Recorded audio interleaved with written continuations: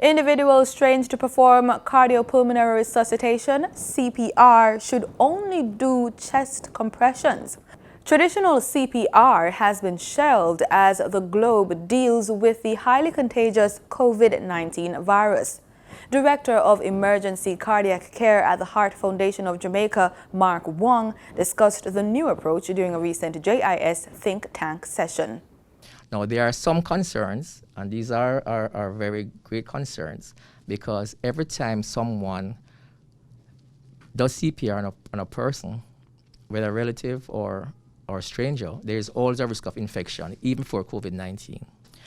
Now, because COVID-19 is so infectious, SARS-CoV-2 is so infectious, we have had to modify, and we'll have to modify, how we approach somebody who loses their pulse or collapses.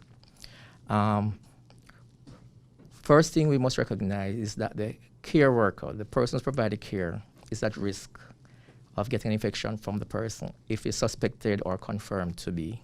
Within community spread, everybody is a suspected person. What do we do?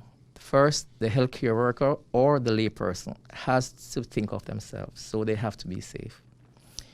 In the health facility, we have PPEs. As a lay person, we do not have PPEs usually. So one has to do certain maneuvers to ensure that the risk of infection is less. How do we do this?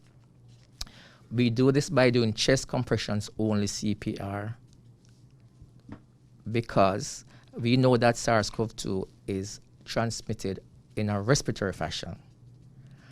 Chest compression only has been in existence for a long while and has been shown to be effective, because once you're doing chest compressions, you're moving blood around and there's passive movement of air in and out of the lungs.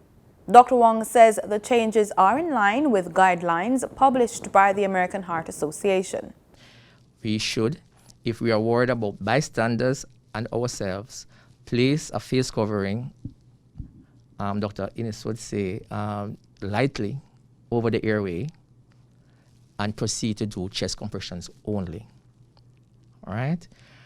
The face covering serves two things. Okay?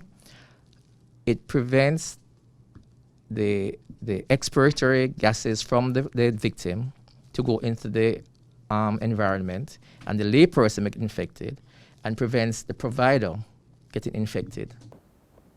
The Heart Foundation of Jamaica's think tank session is part of activities for CPR Week, being recognized from October 26 to October 31.